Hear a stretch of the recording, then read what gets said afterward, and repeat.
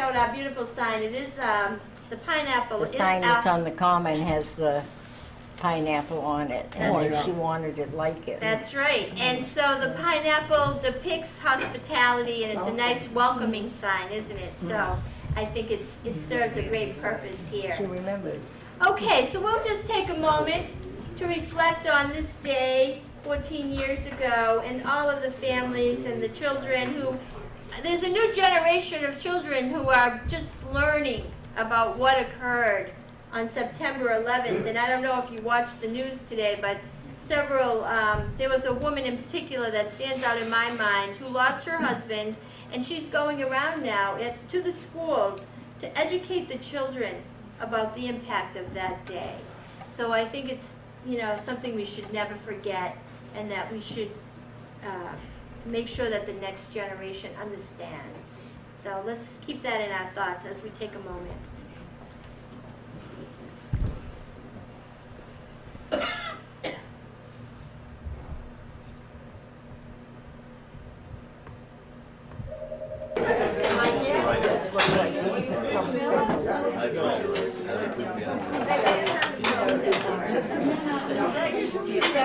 It's like you gotta work on the skill. You gotta find This is so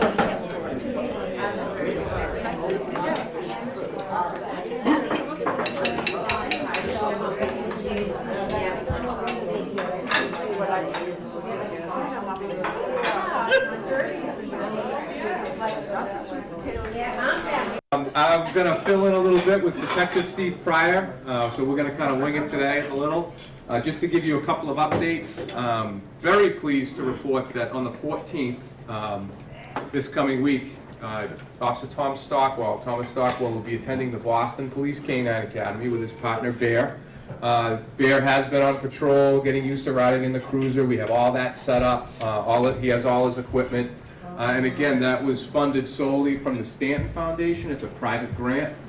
So it is, right now the program has no cost to the taxpayer, other than obviously we're going to lose Officer Stockwell for 14 weeks while he trains Bear. And if you're following us on social media, on Facebook, he now has his own page, Uxbridge Police Canine. And like he explains on his page, Bear is a probationary employee.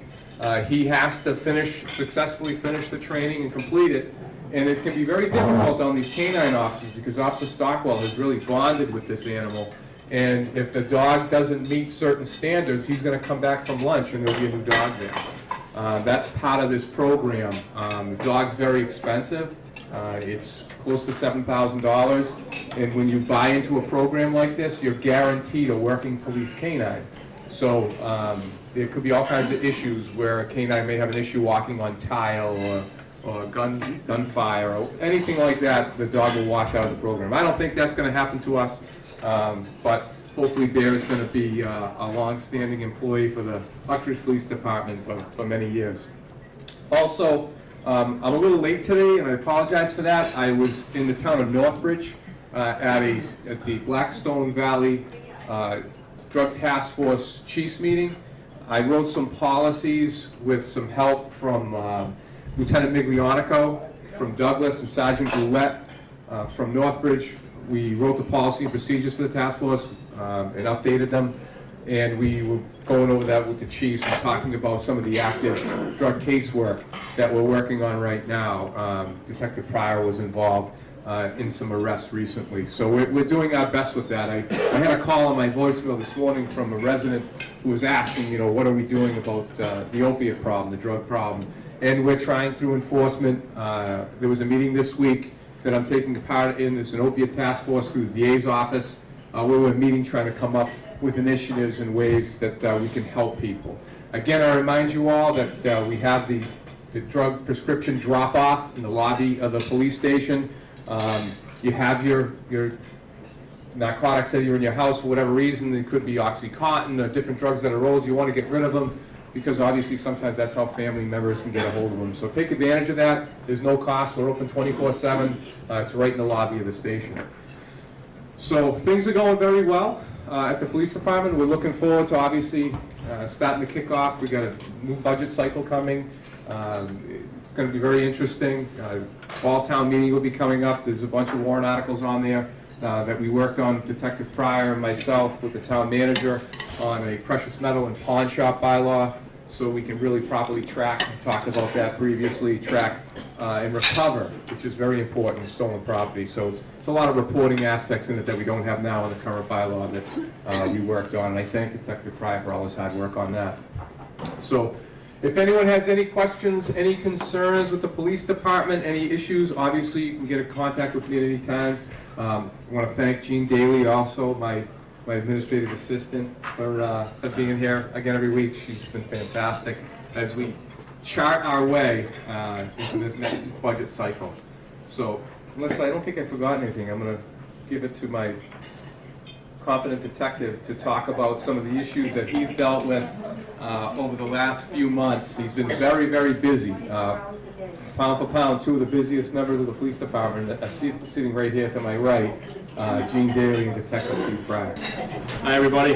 Last time I was here, we spoke about some housebreak things going on, some narcotics, opiate issues. This past summer, we've had approximately 16 house and business breaks.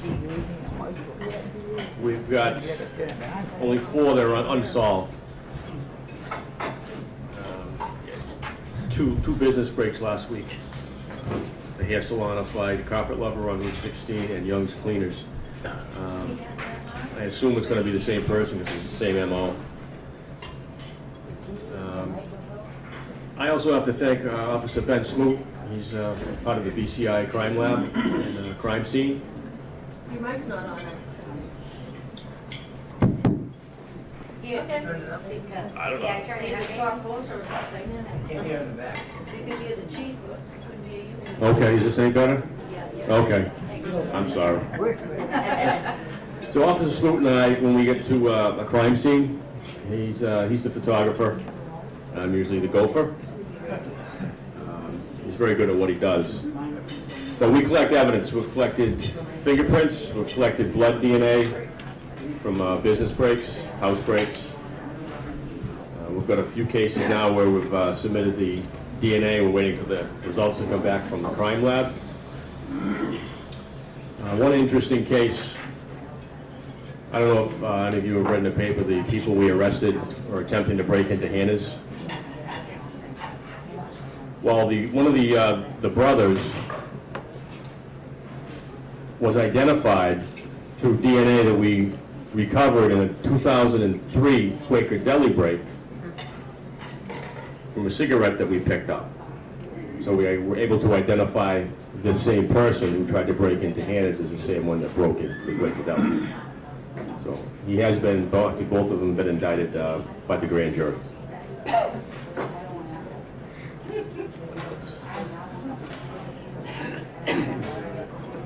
The other night, our second shift officers were called to North End Variety. Some of you may have known it as Frank's at one time. A gentleman went in and reached over and grabbed some money out of the cash register and took off. There was somewhat of a pursuit or a following through 4 or 5 different towns, area valley towns, and he dumped his motorcycle. Given a ride by a friend of his, and Douglas police were able to stop him and place him in custody for us. And his partner was taken by Douglas police because he was driving with a suspended license, I believe. And we also charged him with accomplice, accessory after the fact. I'm just trying to think here.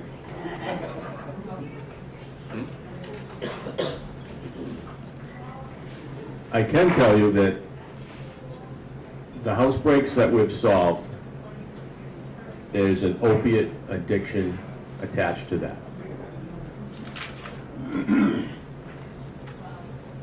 They're getting into houses by breaking doors, windows. Sometimes they even have keys. Now, some of you have friends that you've given your house keys or apartment keys to in case there's an emergency, so someone can get in quickly.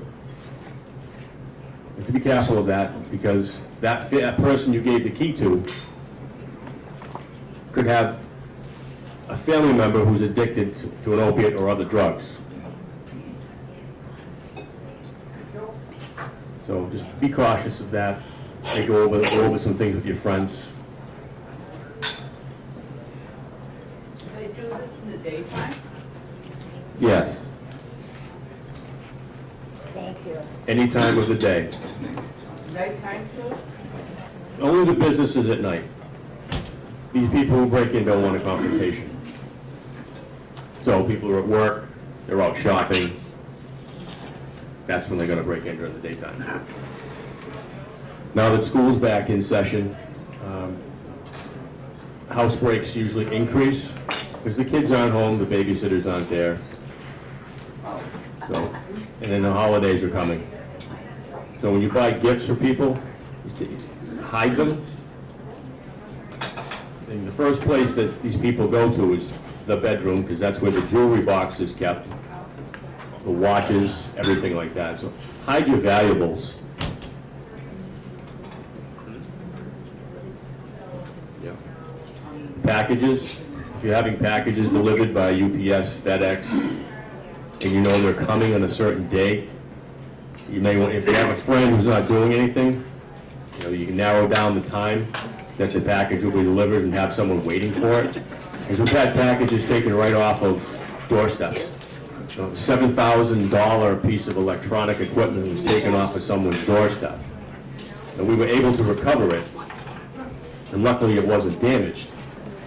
But those are the type of things that are happening. Any questions? Gene, you have any more good ideas?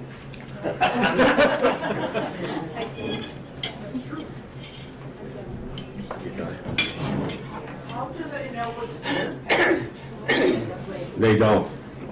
They'll just take a package. So if I bought new underwear, they get a woman's underwear? Yes, they would. Yep.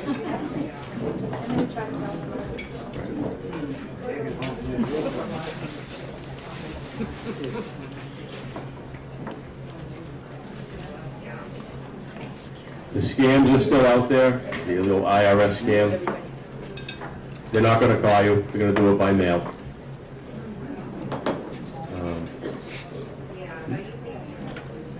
Never give out information over the phone. There is, I was reading the log this morning, someone got an email saying their computer was infected with a virus and to call this number to get it fixed or go to a website to get it fixed. So they did, and they'll tell you what is wrong with your computer when really there isn't anything wrong with your computer.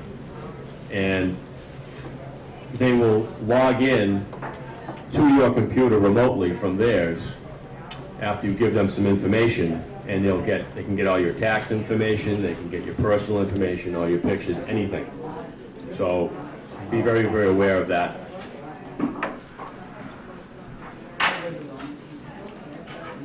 That's about all I have. Have a great weekend, everybody. Thank you. Thank you. I just have a couple of announcements. To thank the detective for coming out and just keeping us aware of ways that we can protect ourselves. I think bringing in our packages is a good point. And no matter what's in that package today, people sell everything on the internet. They'll just take whatever's there and resell it, right?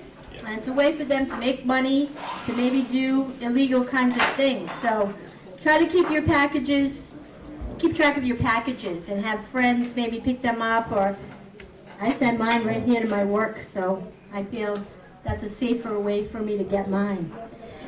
All right, I wanted to thank the police department as always, and I just wanted to call your attention to the pineapple again. Faye McCluskey, that was a beautiful gift from Faye McCluskey in memory of her mom, Ava Sabatinelli.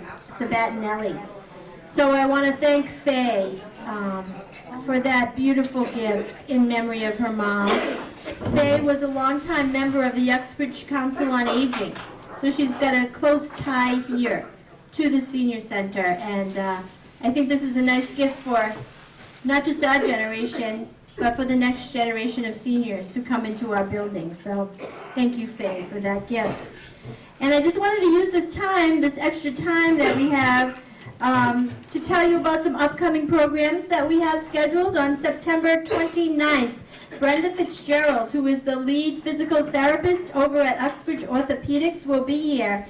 And she's going to be discussing something that I think is pretty important, and we've never had anybody discuss it here. She's going to give a talk on vertigo. The name of her talk is kind of catchy. Do I have vertigo or am I just dizzy? Okay?